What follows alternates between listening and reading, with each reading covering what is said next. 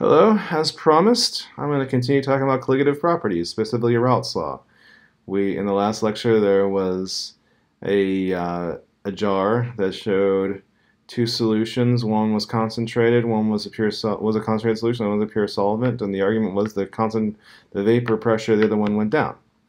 And this yields Raoult's law. Raoult's law is that the vapor pressure, P is the vapor pressure of the solution, is the mole fraction of the solvent times what the vapor pressure of the solvent normally is.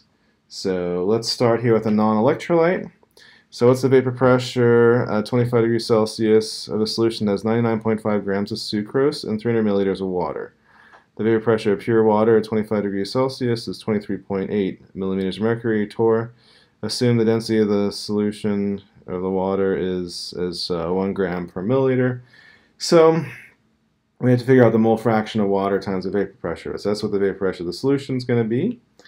And so the mole fraction of water, this is going to be, so X is going to be the moles of water over the total moles. So the moles of water, there's 300 grams of water divided by 18 grams per mole, divided by 300 divided by 18, that's the water, plus the moles of sucrose, so there's 99.5 over 342. So that's the total moles.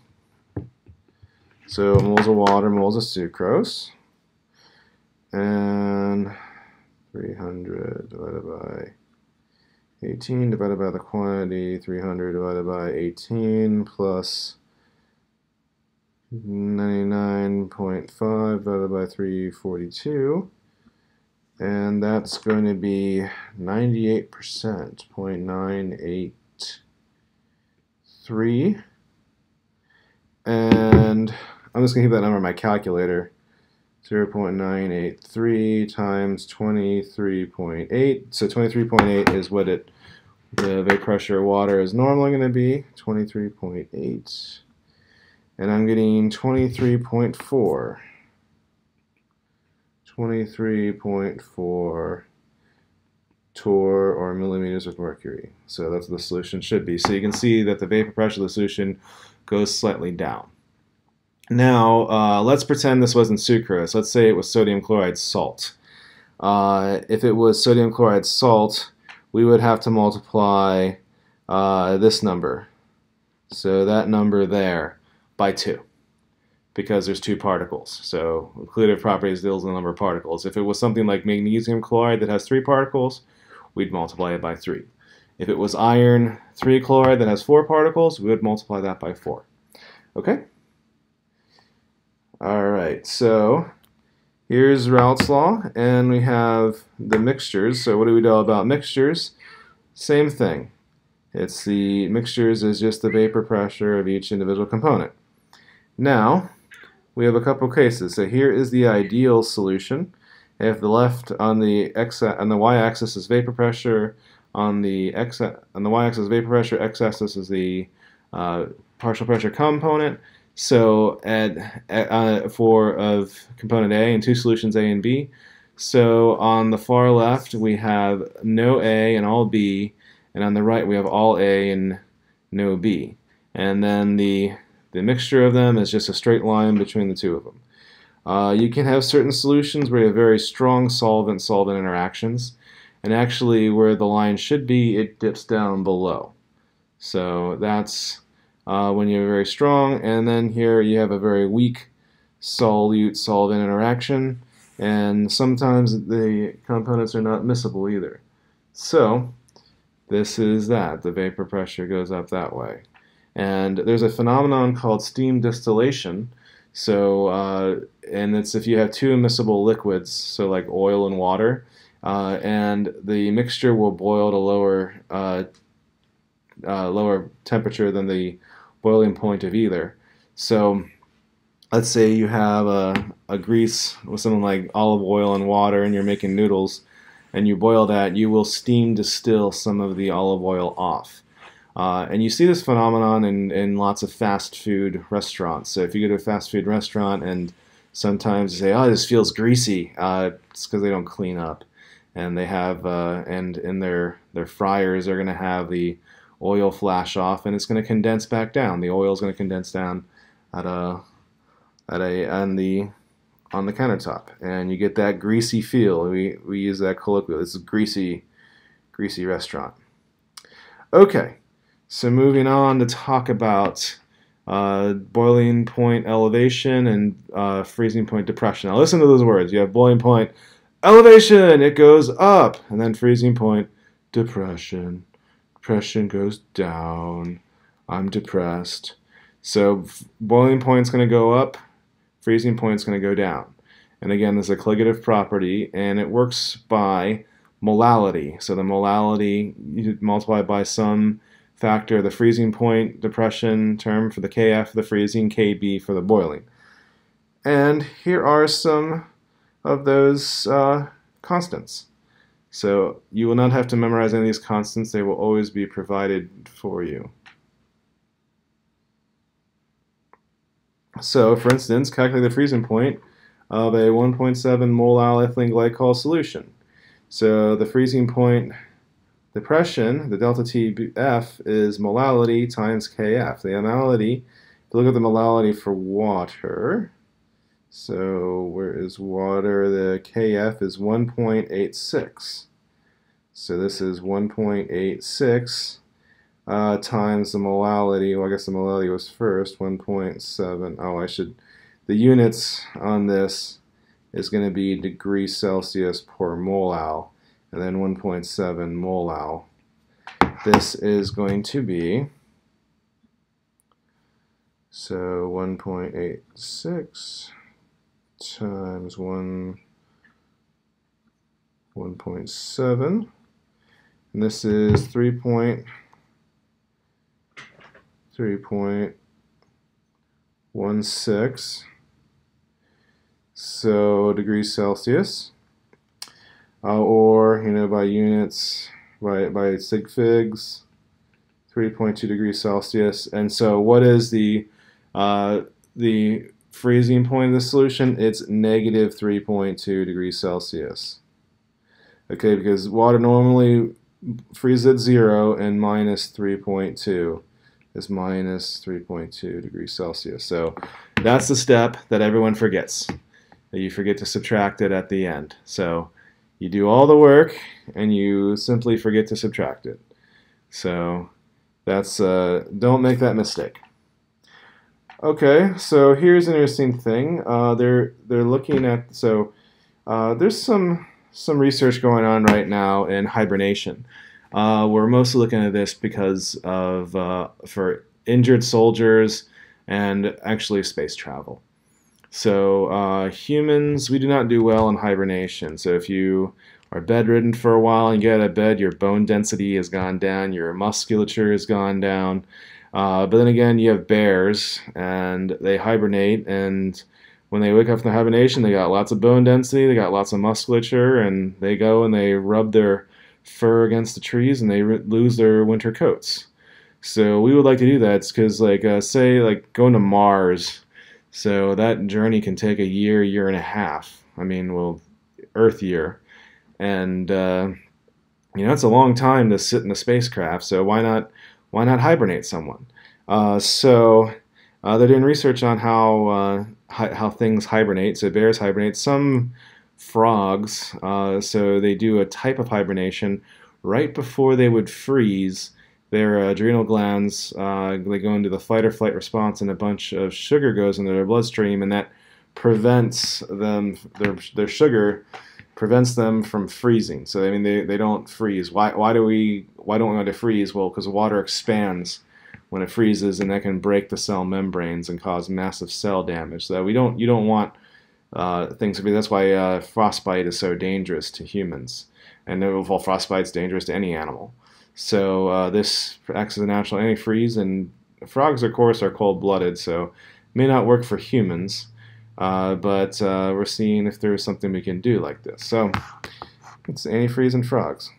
Okay, and here is my beautiful picture of a tree. One of my colleagues refers to trees as water pumps. So here is a tree, the leaves up there, and there's groundwater, and there's a root system that goes down. How does the tree get water up to its leaves? And she goes, oh, it's osmotic pressure. Well, what does that mean? What does osmotic pressure mean? So that's basically what trees are. They're water pumps. And in certain areas, the trees can make their own ecosystem. So they bring the water up, and there's rainfall actually from the water they bring up from the groundwater. Okay, so here's osmotic pressure. This is known as a U-tube apparatus, and it's shaped like a U. So that's why we call it a U-tube apparatus.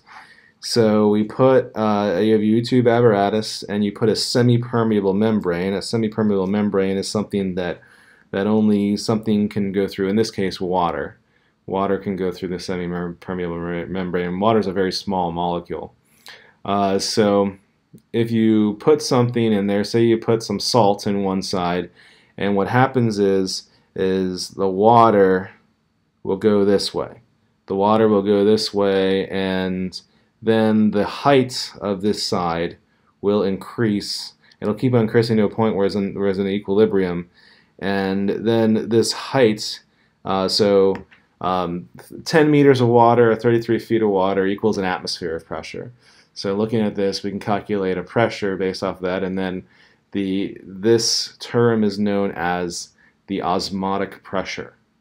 And if you look at ideal gas law, PV equals nRT, you can rearrange this, so you divide both sides by V, so pressure is equal to N over V, RT.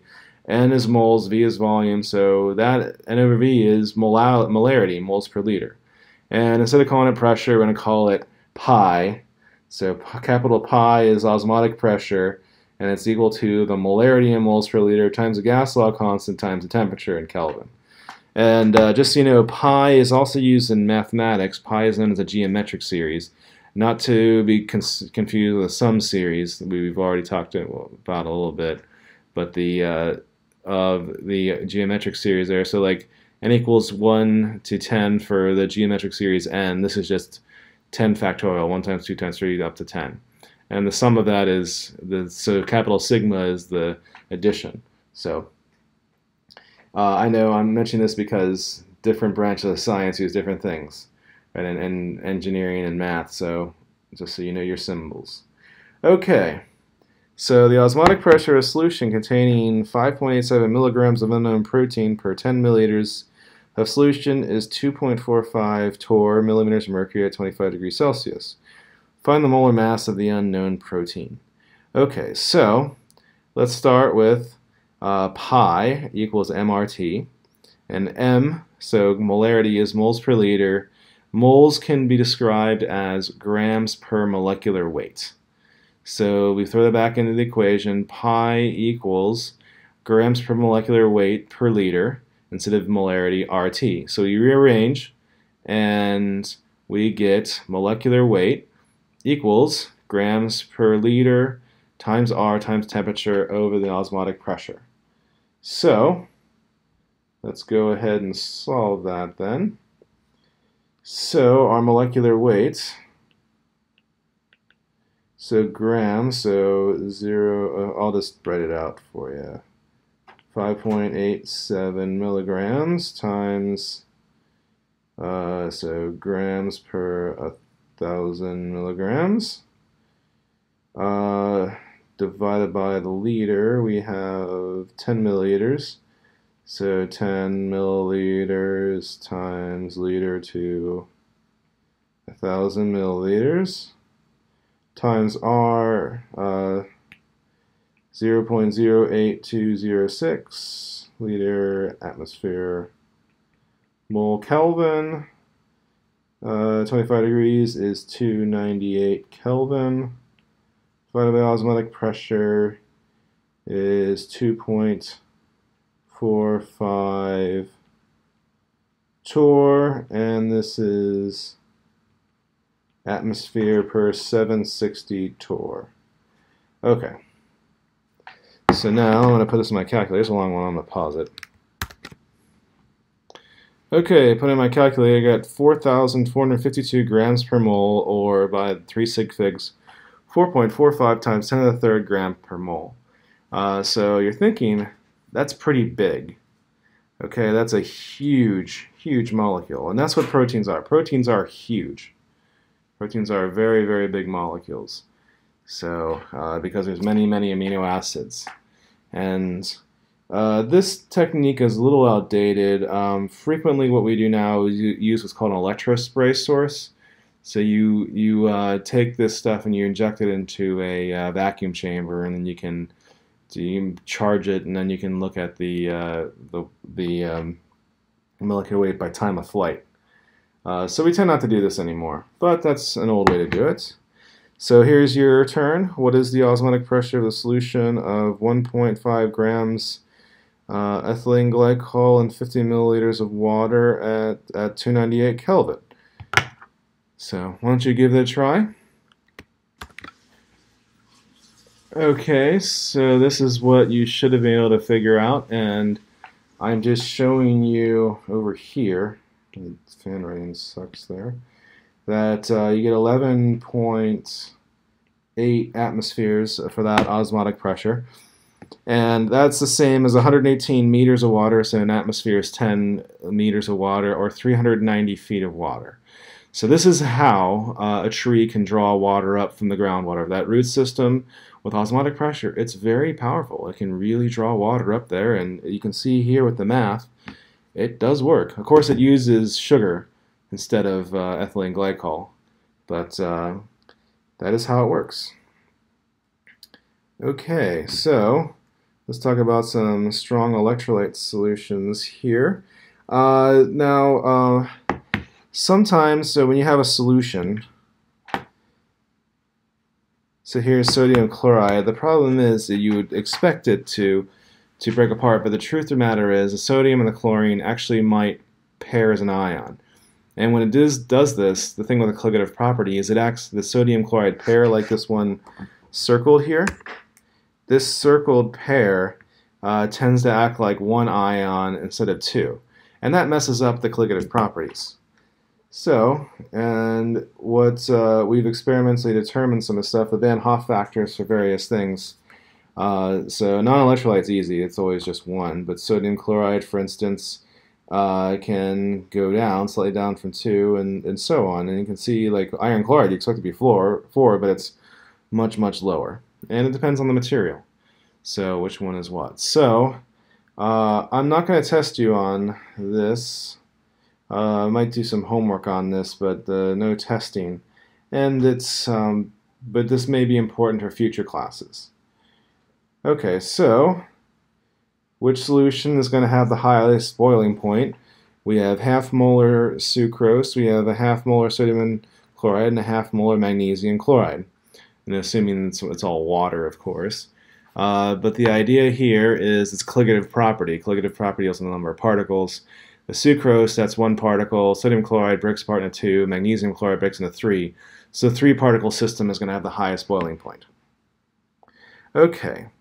So the last thing we'll talk about are colloidal dispersions. And so here are some. So you can have an aerosol. This is a liquid suspended into a gas.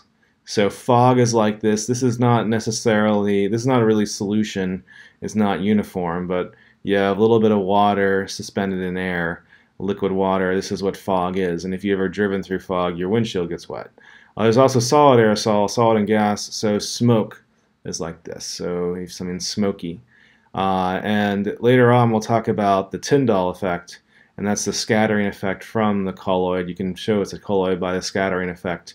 And I remember when I was a kid, I used to, if there was a smoky, like if I was camping with my family and it was smoky from the campfire, my friends and or siblings, we used to take flashlights and pretend like they were lightsabers, and because you could see the beam from the flashlight, and that's the Tyndall effect there. So foam, you can get a gas and liquid, and that's whipped cream is an example of that. If you've ever made whipped cream by hand, you got to take heavy whipping cream and you got to whip it. You got to whip the heck out of it. It takes a while to whip all that air in there. And emulsion, you can get liquid on emulsion. So milk.